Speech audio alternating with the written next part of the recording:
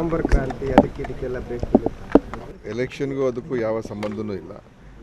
ಮತ್ತು ನವೆಂಬರ್ ಕ್ರಾಂತಿ ಅಂತ ಅದು ಎಲ್ಲಿಂದನೋ ಸೃಷ್ಟಿಯಾಗಿತ್ತು, ಅದಕ್ಕೆ ಯಾವುದೇ ರೀತಿಯ ಆಧಾರಗಳು ಕೂಡ ಇಲ್ಲ. ಎಲೆಕ್ಷನ್ಗೂ ನಮ್ಮ ರಾಜ್ಯದ ರಾಜಕಾರಣಕ್ಕೂ ಏನು ಸಂಬಂಧ ಇಲ್ಲ. ಬಟ್ ನವೆಂಬರ್ ಕ್ರಾಂತಿ ಅಂತ ಅದಕ್ಕೂ ಕೂಡ ಯಾವ ಆಧಾರನೂ ಕೂಡ ಇಲ್ಲ. ಸರ್, ರಾಹುಲ್ ಗಾಂಧಿ ಅವರು ಹೇಳಿದ್ದಾರೆ ನ್ಯಾಯಯುತವಾದ ಚುನಾವಣೆ ಆರಂಭದಿಂದಲೂ ಕೂಡ ನಡೆದಿದೆ ಅಂತೇಳಿ, ಮತ್ತು ಸಾಂವಿಧಾನಿಕ ಸಂಸ್ಥೆಗಳನ್ನು ದುರುಪಯೋಗ ಪಡಿಸ್ಕೊಂಡಿದ್ದಾರೆ ಅಂತೇಳಿ ಖರ್ಗೆ ಅವರು ಕೂಡ ಹೇಳಿದ್ದಾರೆ. ಅವರಿಗೆ ಹೆಚ್ಚು ಮಾಹಿತಿ ಇರ್ತದೆ, ಯಾಕೆಂದರೆ ಅವರಲ್ಲಿ ಬಿಹಾರಿನ ಚುನಾವಣೆಗಳೆಲ್ಲ ಹತ್ತಿರದಿಂದ ನೋಡಿದ್ದಾರೆ. ಅದರಿಂದ ಅವ್ರಿಗಿರುವಂಥ ಮಾಹಿತಿಗಳು ಮತ್ತು ಚುನಾವಣೆ ಆಯೋಗ ನಾವೆಲ್ಲ ನೋಡಿದ್ದೀವಿ ಯಾವ ಥರ ಅವರು ಈ ಸರ್ಕಾರಕ್ಕೆ BJPಯವ್ರಿಗೆ ಅನುಕೂಲ ಮಾಡಿಕೊಡ್ತಕ್ಕಂಥದ್ದಕ್ಕೆಲ್ಲ ಸಹಯೋಗ ನೀಡುವಂಥದ್ದು ಅದನ್ನು ನೋಡಿದ್ದೀವಿ. ಅದರಲ್ಲಿ ಈಗ ಯಾವ ರೀತಿಯಾಗಿ ಅವರು ಚುನಾವಣೆ ಘೋಷಣೆ ಆಗೋದಕ್ಕೆ 4 ದಿವಸ ಇದ್ದಾಗ 10,000 ರೂಪಾಯಿಯನ್ನು ಮಹಿಳೆಯರ ಅಕೌಂಟ್ಗೆ ಸರ್ಕಾರ ದುಡ್ಡಲ್ಲಿ ಓಟನ್ನು ಖರೀದಿ ಮಾಡ್ತಕ್ಕಂಥದ್ದಕ್ಕೆ ಚುನಾವಣಾ ಆಯೋಗ ಅವಕಾಶ ಮಾಡಿಕೊಡ್ತು. ಮುಂದಿನ ದಿವಸಗಳಲ್ಲಿ ಏನು ಸರ್ಕಾರದ್ದು ಎಲ್ಲರೂ ಕೂಡ ಅದನ್ನೇ ಮಾಡೋಕ್ಕೆ ಶುರು ಮಾಡಿದ್ರೆ, ಈಗ ಚುನಾವಣೆ ಹತ್ತಿರ ಇದ್ದಾಗ ಯಾವುದೋ ಒಂದು ಸ್ಕೀಮನ್ನು ಘೋಷಣೆ ಮಾಡಿಬಿಟ್ಟು 10,000, 20,000, 30,000 ಕೊಟ್ಬಿಟ್ರೆ ಅವ್ರ ಅಕೌಂಟ್ಗಳಿಗೆ, ಮತ್ತು ಇದು ನ್ಯಾಯಯುತ ಚುನಾವಣೆ ಹೆಂಗೆ ಹೇಳೋಕ್ಕಾಗ್ತದೆ? ಚುನಾವಣೆ ಆಯೋಗ ಯಾಕೆ ಅದ್ರ ಬಗ್ಗೆ ಒಂದು ಚೂರು ಕೂಡ ಕ್ರಮ ತಗೊಳ್ಳಿಲ್ಲ? ಇದು ಆ ಸ್ಕೀಮ್ಗೆ ಯಾವುದೇ ರೀತಿಯ ಒಂದು ಆಧಾರ ಇರಲಿಲ್ಲ, ಯಾವುದೇ ಅದಕ್ಕೆ ಒಂದು ಸೂಚನೆ ಇರಲಿಲ್ಲ, ಎಲ್ಲೂ ಇರಲಿಲ್ಲ. ಚುನಾವಣೆ ಮತ್ತು ಚುನಾವಣೆ ಡೇಟ್ಗೂ ಇವ್ರಿಗೂ ಹೊಂದಾಣಿಕೆ ಮಾಡಿಕೊಂಡು ಅನೌನ್ಸ್ ಮಾಡಿರೋದು ಗೊತ್ತಾಗುತ್ತಲ್ಲ ಚುನಾವಣಾ ಆಯೋಗ ಯಾವ ರೀತಿಯಾಗಿ ಇವತ್ತು ವೋಟ್ ಖರೀದಿಗೆ ಚುನಾವಣಾ ಆಯೋಗ ಕೂಡ ಸಹಾಯ ಮಾಡಿದೆ. ಸೊ ನಮ್ಮ ಏನು ಜನರ ದುಡ್ಡಲ್ಲಿ ಒಂದು ರಾಜಕೀಯ ಪಕ್ಷ ಚುನಾವಣೆಗಳನ್ನು ಈ ಥರ ಮಾಡಿದ್ರೆ ಇದಕ್ಕೆ ಯಾವ ನೈತಿಕತೆ ಅಂತ ಹೇಳಬೇಕು ನಾವು? ಖಂಡಿತ ಅದಕ್ಕೆ ರಾಹುಲ್ ಗಾಂಧಿಯವರು ಆ ಥರ ಹೇಳಿದ್ದಾರೆ. ಬಿಹಾರ ಚುನಾವಣೆ ರಿಸಲ್ಟ್ ವೋಟ್ ಚೋರಿ ಆ ಒಂದು ಇದನ್ನು ಹೊರತುಪಡಿಸಿ ಮತ್ತೇನು ಕಾರಣ ಸರ್? ನೋಡಿ, ನಾನು ಪೂರ್ತಿ ಮಾಹಿತಿ ನಾನು ಎಕ್ಸ್ಪರ್ಟ್ ಏನಲ್ಲ. ಆದರೆ ಈಗಾಗಲೇ ಹೇಳಿದ್ನಲ್ಲ, ಈ ಥರ ಚುನಾವಣೆ ಹತ್ತಿರ ಇದ್ದಾಗ ಅವ್ರಗಳಿಗೆ ಎಲ್ಲ ದುಡ್ಡನ್ನು ಕೊಟ್ಟಿರುವಂಥದ್ದು, ಸರ್ಕಾರ ದುಡ್ಡನ್ನು ಸುಮಾರು 75 ಲಕ್ಷ ಕುಟುಂಬಗಳಿಗೆ ಏನು ಕೊಟ್ಟಿದ್ದಾರೆ ಅದು, ಮತ್ತು ಅವ್ರದ್ದು ಆದಂಥ ಎಲ್ಲ ರೀತಿಯ ಅವರಲ್ಲಿ ಏನು ನಿತೀಶ್ ಕುಮಾರ್ ಅವ್ರದ್ದು ಕೂಡ ಅವ್ರದ್ದು ಒಂದು ವರ್ಚಸ್ಸು ಇದೆ, ಅದಿಲ್ಲ ಅಂತ ನಾನು ಹೇಳೋದಿಲ್ಲ. ಬಟ್ ಎಲ್ಲ ರೀತಿಯ ಅವರು ಅಸ್ತ್ರಗಳನ್ನು ಉಪಯೋಗಿಸ್ಕೊಳ್ತಕ್ಕಂಥದ್ರಲ್ಲಿ ಇವತ್ತು ಕೇಂದ್ರ ಸರ್ಕಾರ BJP ಅವರು ಮಾಡ್ತಾ ಇರ್ತಕ್ಕಂಥದ್ದು ಅದು ಇದೆ. ಬಟ್ ನಮ್ಮ ವೈಫಲ್ಯ ಕೂಡ ಇರ್ತದೆ. ನಮ್ಮ ವೈಫಲ್ಯ ಇಲ್ಲ ಅಂತ ಹೇಳೋಕ್ಕಾಗಲ್ಲ ತಾನೇ. ಸೋಲನ್ನು ಇನ್ನೊಬ್ಬರದು ತಪ್ಪಂತ ಇನ್ನೊಬ್ಬರದು ಬೇರೆಯವ್ರು ಮಾಡಿರುವಂಥದ್ರಲ್ಲಿ ಮಾತ್ರ ಮಾತಾಡುವಂಥದ್ದಲ್ಲ, ನಮ್ಮಲ್ಲೂ ಕೂಡ ತಪ್ಪುಗಳಾಗಿರ್ತದೆ. ಈಗ ಅಂತಿಮವಾಗಿ ಮಹಾಗಠಬಂಧನ್ ಸೀಟ್ ವಿತರಣೆಯಲ್ಲಿ ಕೊನೆವರೆಗೂ ಕೂಡ ಸರಿಪಡಿಸ್ಕೊಳ್ಳೋಕ್ಕಾಗಲಿಲ್ಲ, ಕನ್ಫ್ಯೂಷನ್ ಇತ್ತು. ಮುಖ್ಯಮಂತ್ರಿ ಘೋಷಣೆ ಮಾಡೋದ್ರಲ್ಲೂ ಕೂಡ ಸ್ವಲ್ಪ ಒಂದು ಸಮಸ್ಯೆಗಳಾಗಿತ್ತು. ಸೊ ನಾನು ಇಲ್ಲಿಂದ ದೂರದಿಂದ ಹೇಳಬೇಕಾದ್ರೆ ಇದೆಲ್ಲ ಕೂಡ ಅದು ಕಾರಣ ಆಗಿರ್ತದೆ. ಸೊ ಇದೆಲ್ಲ ಮತ್ತು ಆತ್ಮಾವಲೋಕನ ಮಾಡ್ಕೊಳ್ಬೇಕು, ನೋಡಬೇಕು ಎಲ್ಲೆಲ್ಲಿ ಏನೇನಾಯಿತು ಅಂತ. ಅದನ್ನು ಕೇಂದ್ರದವ್ರು ಮಾಡ್ತಾರೆ. ಆದರೆ ನಮ್ಮ ಈ ಸೋಲನ್ನು ನಾವು ಒಪ್ಕೊಳ್ಬೇಕಾಗ್ತದೆ. ಜನ ನಮ್ಮನ್ನು ಅಲ್ಲಿ ತಿರಸ್ಕಾರ ಅದನ್ನು ಕೂಡ ಒಪ್ಕೊಳ್ಬೇಕಾಗ್ತದೆ. ಆದರೆ ಸರ್ಕಾರದ ಯಂತ್ರವನ್ನು ಮತ್ತು ಎಲ್ಲ ಸಂಸ್ಥೆಗಳನ್ನು ದುರುಪಯೋಗ ಪಡಿಸ್ಕೊಂಡಿರ್ತಕ್ಕಂಥದ್ದು ಕೂಡ ಇದೆ. ವಿಶೇಷ ಟ್ರೈನ್ಗಳನ್ನು ಬೇರೆ ಅಕ್ಕಪಕ್ಕ ರಾಜ್ಯಗಳಿಂದ UPಯಿಂದ ಎಲ್ಲ ಬಿಹಾರಿಗೆ ವಿಶೇಷ ಸೌಲಭ್ಯಗಳು ಮಾಡಿ ಕಳಿಸಿದ್ದಾರೆ. ಅದ್ರ ಬಗ್ಗೆಯೂ ಮಾಹಿತಿ ನಿನ್ನೆ ಹೇಳ್ತಾಯಿದ್ರು. ಸೊ ಈ ಥರ ಎಲ್ಲ ಮಾಡಿದ್ರೆ ಇದಕ್ಕೆ ನಾವೇನಂತ ಹೇಳಬೇಕು? ಸೊ ಮುಂದಿನ ದಿವಸ ನೋಡೋಣ. ಇನ್ನೂ ಅವರು ಕೇಂದ್ರದಲ್ಲೆಲ್ಲ ಹೈಕಮಾಂಡ್ ಅವರು ಕೂಡ ಇದನ್ನು ಎಲ್ಲ ಮಾಹಿತಿಯನ್ನು ಸಂಗ್ರಹಣೆ ಮಾಡ್ತಾರೆ. ಈಗ ಮುಖ್ಯಮಂತ್ರಿಯವರು ಡೆಲ್ಲಿಗೆ ಹೋಗಿದ್ದಾರೆ, ಅದು ಪೂರ್ವ ನಿಯೋಜಿತ ಅಲ್ಲ. ಅದನ್ನು ಇವತ್ತಿಗೆ ಚುನಾವಣೆಗೂ ಈ ಡೇಟು ರಿಸಲ್ಟ್ಗೆ ಅದಕ್ಕೆ ಯಾವುದಕ್ಕೂ ಸಂಬಂಧ ಇಲ್ಲ.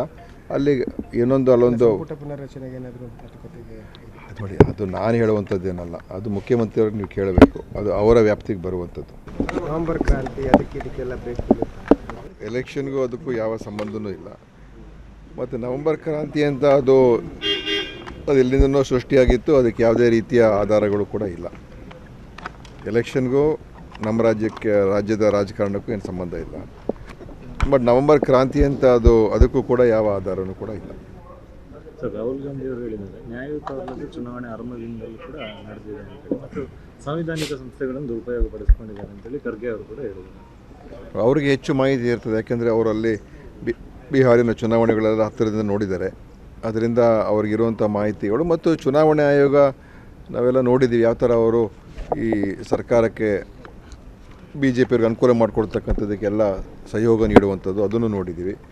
ಅದರಲ್ಲಿ ಈಗ ಯಾವ ರೀತಿಯಾಗಿ ಅವರು ಚುನಾವಣೆ ಘೋಷಣೆ ಆಗೋದಕ್ಕೆ 4 ದಿವಸ ಇದ್ದಾಗ 10,000 ರೂಪಾಯಿಯನ್ನು ಮಹಿಳೆಯರ ಅಕೌಂಟ್ಗೆ ಸರ್ಕಾರ ದುಡ್ಡಲ್ಲಿ ಓಟನ್ನು ಖರೀದಿ ಮಾಡ್ತಕ್ಕಂಥದ್ದಕ್ಕೆ ಚುನಾವಣಾ ಆಯೋಗ ಅವಕಾಶ ಮಾಡಿಕೊಡ್ತು. ಮುಂದಿನ ದಿವಸಗಳಲ್ಲಿ ಏನು ಸರ್ಕಾರದ್ದು ಎಲ್ಲರೂ ಕೂಡ ಅದನ್ನೇ ಮಾಡೋಕ್ಕೆ ಶುರು ಮಾಡಿದ್ರೆ ಈಗ ಚುನಾವಣೆ ಹತ್ರ ಇದ್ದಾಗ ಯಾವುದೋ ಒಂದು ಸ್ಕೀಮನ್ನು ಘೋಷಣೆ ಮಾಡಿಬಿಟ್ಟು 10,000 20,000 30,000 ಕೊಟ್ಬಿಟ್ರೆ ಅವ್ರ ಅಕೌಂಟ್ಗಳಿಗೆ ಮತ್ತು ಇದು ನ್ಯಾಯಯುತ ಚುನಾವಣೆದು ಹೆಂಗೆ ಹೇಳೋಕ್ಕಾಗ್ತದೆ? ಚುನಾವಣಾ ಆಯೋಗ ಯಾಕೆ ಅದ್ರ ಬಗ್ಗೆ ಒಂದು ಚೂರು ಕೂಡ ಕ್ರಮ ತಗೊಳ್ಳಲ್ಲ? ಇದು ಆ ಸ್ಕೀಮ್ಗೆ ಯಾವುದೇ ರೀತಿಯ ಒಂದು ಆಧಾರ ಇರಲಿಲ್ಲ, ಯಾವುದೇ ಅದಕ್ಕೆ ಒಂದು ಸೂಚನೆ ಇರಲಿಲ್ಲ, ಎಲ್ಲೂ ಇರಲಿಲ್ಲ. ಚುನಾವಣೆ ಮತ್ತು ಚುನಾವಣೆ ಡೇಟ್ಗೂ ಇವ್ರಿಗೂ ಹೊಂದಾಣಿಕೆ ಮಾಡಿಕೊಂಡು ಅನೌನ್ಸ್ ಮಾಡಿರೋದು ಗೊತ್ತಾಗುತ್ತಲ್ಲ ಚುನಾವಣಾ ಆಯೋಗ ಯಾವ ರೀತಿಯಾಗಿ ಇವತ್ತು ವೋಟ್ ಖರೀದಿಗೆ ಚುನಾವಣಾ ಆಯೋಗ ಕೂಡ ಸಹಾಯ ಮಾಡಿದೆ. ಸೊ ನಮ್ಮ ಏನು ಜನರ ದುಡ್ಡಲ್ಲಿ ಒಂದು ರಾಜಕೀಯ ಪಕ್ಷ ಚುನಾವಣೆಗಳನ್ನು ಈ ಥರ ಮಾಡಿದ್ರೆ ಇದಕ್ಕೆ ಯಾವ ನೈತಿಕತೆ ಅಂತ ಹೇಳಬೇಕು ನಾವು? ಖಂಡಿತ ಅದಕ್ಕೆ ರಾಹುಲ್ ಗಾಂಧಿಯವರು ಆ ಥರ ಹೇಳಿದ್ದಾರೆ. ಬಿಹಾರ ಚುನಾವಣೆ ರಿಸಲ್ಟ್ ವೋಟ್ ಚೋರಿ ಆ ಒಂದು ಇದನ್ನು ಹೊರತುಪಡಿಸಿ ಮತ್ತೇನು ಕಾರಣ ಸರ್? ನೋಡಿ, ನಾನು ಪೂರ್ತಿ ಮಾಹಿತಿ ನಾನು ಎಕ್ಸ್ಪರ್ಟ್ ಏನಲ್ಲ. ಆದರೆ ಈಗಾಗಲೇ ಹೇಳಿದ್ನಲ್ಲ, ಈ ಥರ ಚುನಾವಣೆ ಹತ್ರ ಇದ್ದಾಗ ಅವ್ರಗಳಿಗೆ ಎಲ್ಲ ದುಡ್ಡನ್ನು ಕೊಟ್ಟಿರುವಂಥದ್ದು, ಸರ್ಕಾರ ದುಡ್ಡನ್ನು ಸುಮಾರು 75 ಲಕ್ಷ ಕುಟುಂಬಗಳಿಗೆ ಏನು ಕೊಟ್ಟಿದ್ದಾರೆ ಅದು. ಮತ್ತು ಅವ್ರದ್ದು ಆದಂಥ ಎಲ್ಲ ರೀತಿಯ ಅವರಲ್ಲಿ ಏನು ನಿತೀಶ್ ಕುಮಾರ್ ಅವ್ರದ್ದು ಕೂಡ ಅವ್ರದ್ದು ಒಂದು ವರ್ಚಸ್ಸು ಇದೆ, ಅದಿಲ್ಲ ಅಂತ ನಾನು ಹೇಳೋದಿಲ್ಲ. ಬಟ್ ಎಲ್ಲ ರೀತಿಯ ಅವರು ಅಸ್ತ್ರಗಳನ್ನು ಉಪಯೋಗಿಸ್ಕೊಳ್ತಕ್ಕಂಥದ್ರಲ್ಲಿ ಇವತ್ತು ಕೇಂದ್ರ ಸರ್ಕಾರ BJP ಅವರು ಮಾಡ್ತಾ ಇರ್ತಕ್ಕಂಥದ್ದು ಅದು ಇದೆ. ಬಟ್ ನಮ್ಮ ವೈಫಲ್ಯ ಕೂಡ ಇರ್ತದೆ. ನಮ್ಮ ವೈಫಲ್ಯ ಇಲ್ಲ ಅಂತ ಹೇಳೋಕ್ಕಾಗಲ್ಲ ತಾನೇ. ಸೋಲನ್ನು ಇನ್ನೊಬ್ಬರದು ತಪ್ಪಂತ ಇನ್ನೊಬ್ಬರದು ಬೇರೆಯವ್ರು ಮಾಡಿರೋವಂಥದ್ರಲ್ಲಿ ಮಾತ್ರ ಮಾತಾಡುವಂಥದ್ದಲ್ಲ, ನಮ್ಮಲ್ಲೂ ಕೂಡ ತಪ್ಪುಗಳಾಗಿರ್ತದೆ. ಈಗ ಅಂತಿಮವಾಗಿ ಮಹಾಗಠಬಂಧನ್ನು ಸೀಟ್ ವಿತರಣೆಯಲ್ಲಿ ಕೊನೆಯವರೆಗೂ ಕೂಡ ಸರಿಪಡಿಸ್ಕೊಳ್ಳೋಕ್ಕಾಗಲಿಲ್ಲ, ಕನ್ಫ್ಯೂಷನ್ ಇತ್ತು. ಮುಖ್ಯಮಂತ್ರಿ ಘೋಷಣೆ ಮಾಡೋದ್ರಲ್ಲೂ ಕೂಡ ಸ್ವಲ್ಪ ಒಂದು ಸಮಸ್ಯೆಗಳಾಗಿತ್ತು. ಸೊ ನಾನು ಇಲ್ಲಿಂದ ದೂರದಿಂದ ಹೇಳಬೇಕಾದ್ರೆ ಇದೆಲ್ಲ ಕೂಡ ಅದು ಕಾರಣ ಆಗಿರ್ತದೆ. ಸೊ ಇದೆಲ್ಲ ಮತ್ತು ಆತ್ಮಾವಲೋಕನ ಮಾಡ್ಕೊಳ್ಬೇಕು, ನೋಡಬೇಕು ಎಲ್ಲೆಲ್ಲಿ ಏನೇನಾಯಿತು ಅಂತ. ಅದನ್ನು ಕೇಂದ್ರದವ್ರು ಮಾಡ್ತಾರೆ. ಆದರೆ ನಮ್ಮ ಈ ಸೋಲನ್ನು ನಾವು ಒಪ್ಕೊಳ್ಬೇಕಾಗ್ತದೆ. ಜನ ನಮ್ಮನ್ನು ಅಲ್ಲಿ ತಿರಸ್ಕಾರ ಅದನ್ನು ಕೂಡ ಒಪ್ಕೊಳ್ಬೇಕಾಗ್ತದೆ. ಆದರೆ ಸರ್ಕಾರದ ಯಂತ್ರವನ್ನು ಮತ್ತು ಎಲ್ಲ ಸಂಸ್ಥೆಗಳನ್ನು ದುರುಪಯೋಗ ಪಡ್ಸ್ಕೊಂಡಿರ್ತಕ್ಕಂಥದ್ದು ಕೂಡ ಇದೆ. ವಿಶೇಷ ಟ್ರೈನ್ಗಳನ್ನು ಬೇರೆ ಅಕ್ಕಪಕ್ಕ ರಾಜ್ಯಗಳಿಂದ UPಯಿಂದ ಎಲ್ಲ ಬಿಹಾರಿಗೆ ವಿಶೇಷ ಸೌಲಭ್ಯಗಳು ಮಾಡಿ ಕಳಿಸಿದ್ದಾರೆ. ಅದರ ಬಗ್ಗೆಯೂ ಮಾಹಿತಿ ನೆನ್ನೆ ಹೇಳ್ತಾಯಿದ್ರು. ಸೊ ಈ ಥರ ಎಲ್ಲ ಮಾಡಿದ್ರೆ ಇದಕ್ಕೆ ನಾವೇನಂತ ಹೇಳಬೇಕು?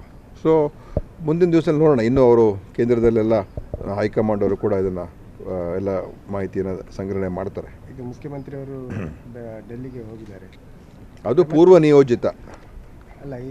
ಅದನ್ನು ಇವತ್ತಿಗೆ ಚುನಾವಣೆಗೂ ಈ ಡೇಟು ರಿಸಲ್ಟ್ಗೆ ಅದಕ್ಕೆ ಯಾವುದಕ್ಕೂ ಸಂಬಂಧ ಇಲ್ಲ.